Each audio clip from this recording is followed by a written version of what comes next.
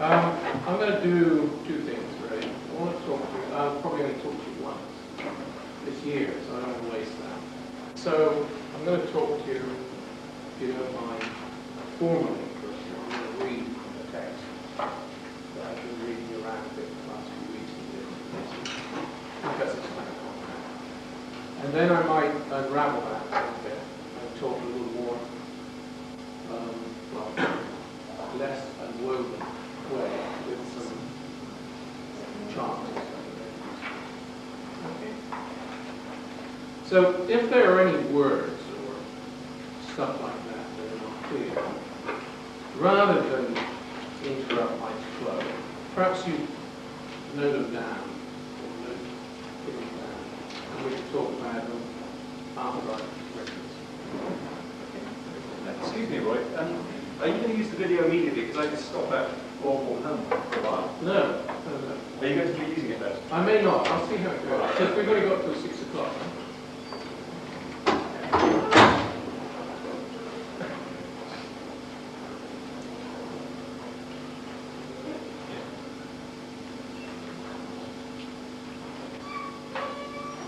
While we're figuring that out, what I do here is I run something called Kaya, which is called stands for the Center for Advanced Inquiry in the Liberal Arts, which is really, it's like a place, which is a state of mind, really. In fact, our website is called Kaya Mind, and it's a state of mind which you get into if you would like to pursue the MPhil PhD, which is a purely research degree. So it's a bunch of people who want to look into that. And some of them do it here, and starting in January, 5 of them will do it online from places like Santa Barbara, Chicago, Paris, etc. Okay, so I thought I'd call this cultivated hypercortex. Every fiber, every node, every server on the net is a part of me. As I interact with the net, I reconfigure myself. My net extent defines me, just as my material body defined me in the old biological culture. I'm weightless and dimensionless in any exact sense. In the net, I'm measured by my connectivity. My passion is planting conceptual seeds in the substrate of the net and watching them grow, watching the net with a Zen-like attentiveness as new forms emerge, as the creative energy of connectivity aspires to new ideas, new images, and new life. Emergence is the key concept, and emergence is the key behavior in the net. It's the key to understanding what art in the net is all about. We are part of the process. We too are in a state of emergence. The transformation we are undergoing is a transformation of consciousness.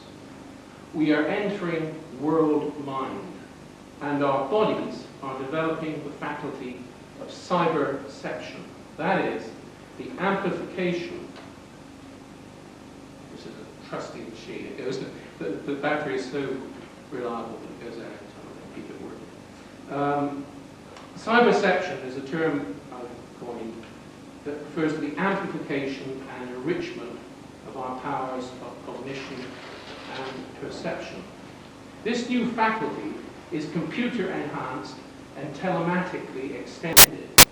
Just as telepresence gives us a new sense of self, so our powers of intuition, of clairvoyance, accelerate to a higher state of prescience. I call it teleprescience. It means that we anticipate faster and foresee further. The net houses the future, which, by the way, will be as far from our electronic and immaterial present as we are now from the mechanical and material past. We are moving towards a radical rematerialization through the networks of bioelectronics, nanotechnology, to a reconfiguring of the molecular structures of our world, redesigning, in other words, the atomic base of reality, what I would call Nature 2.0, or really it's the beta version. We've got to try that.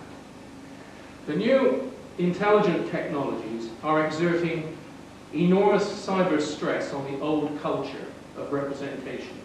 And it's a pressure which is felt as much at the political as at the personal level.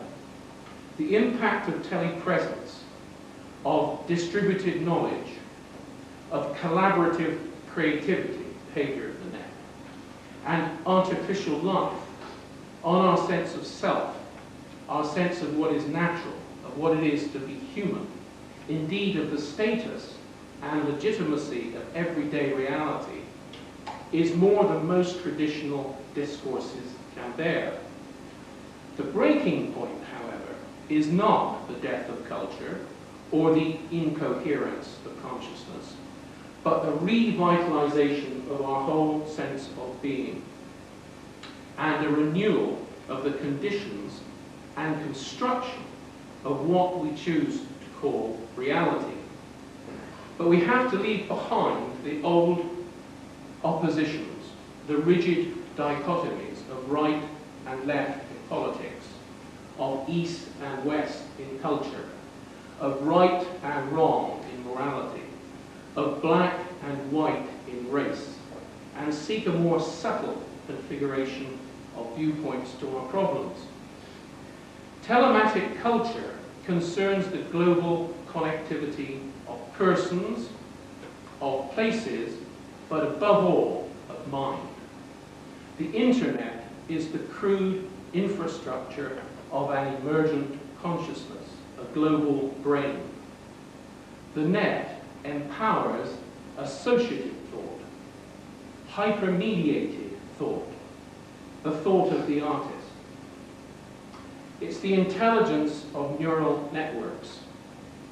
It's what Teilhard de Chardin called the noosphere. And this is what I call the hypercortex. Culture is always, first, a matter of consciousness. Our personal identity is no longer fixed. We have no fixed position, no fixed abode. We are telematic. We are constantly on the move between different points of view, different selves, different modes of viewing the world, and different ways of seeing each other. It's not therefore surprising that our preferred technology is not the machine, but the transformative processor. Our universe is open-ended, interactive, transient. Telematic space, T-space, is n-dimensional, net dimensional. There's no up, there's no down, there's no in, there's no out. There's no circumference, and there's no center.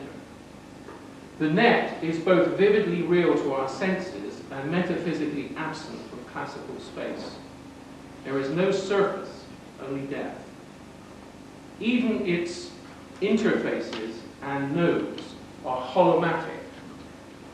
That means to be in or at any one interface on the net is to be potentially in the virtual presence of all other interfaces throughout the network. So this marks a shift in art from the classically obsessive representation of material identity, of concrete objecthood, of surface appearance and expression, to a constructive concern with the qualities of emergence and apparition, with invisible relationships and processes of coming into being. This marks the death of artifice and representation in art, and the birth of artificial life, universal connectivity, and construction